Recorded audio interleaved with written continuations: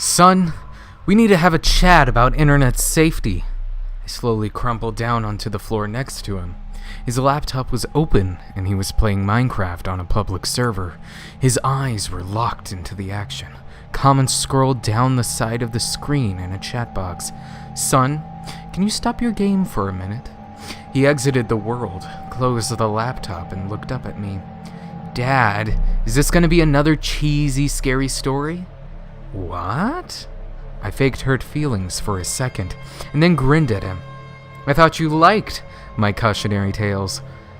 He grew up listening to my stories about children who encountered witches, ghosts, werewolves, and trolls.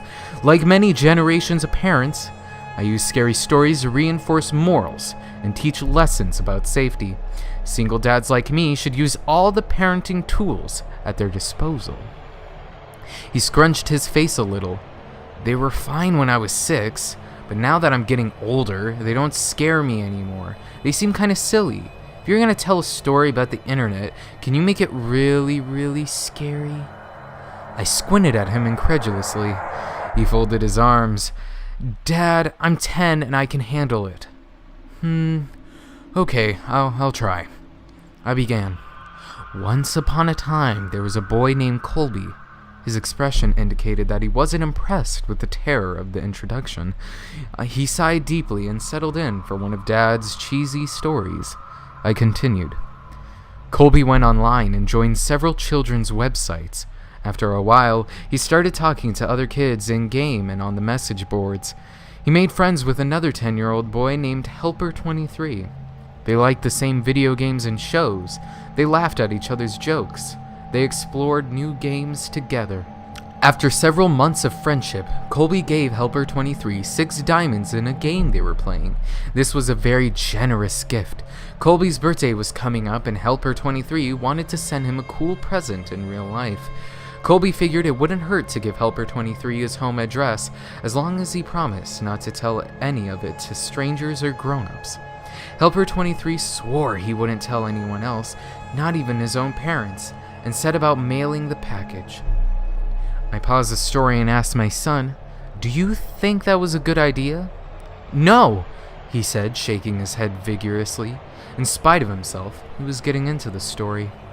Well, neither did Colby. Colby felt guilty about giving away his home address, and his guilt began to grow and grow. By the time he put on his pajamas the next night, his guilt and fear were larger than anything else in his life. He resolved to admit the truth to his parents. The punishment would be steep, but it would be worth it to have a clear conscience. He squirmed in his bed as he waited for his parents to tuck him in. My son knew the scary part was coming up.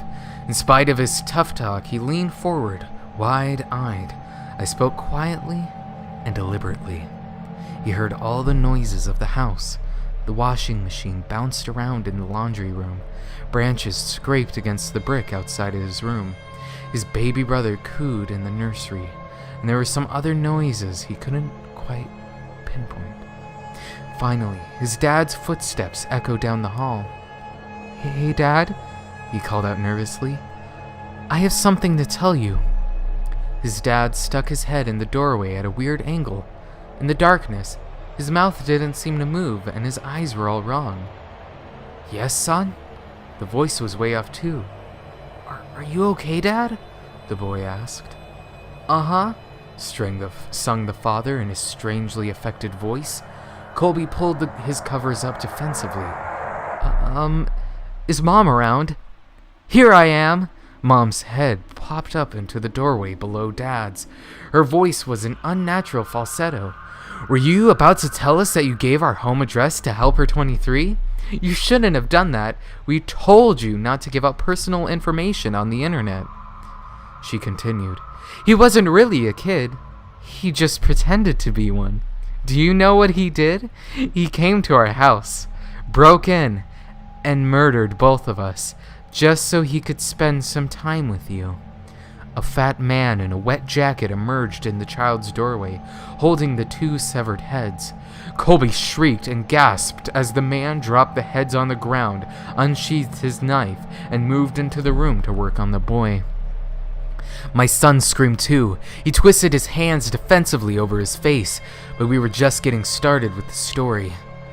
After several hours, the boy was almost dead and his screams had become whimpers.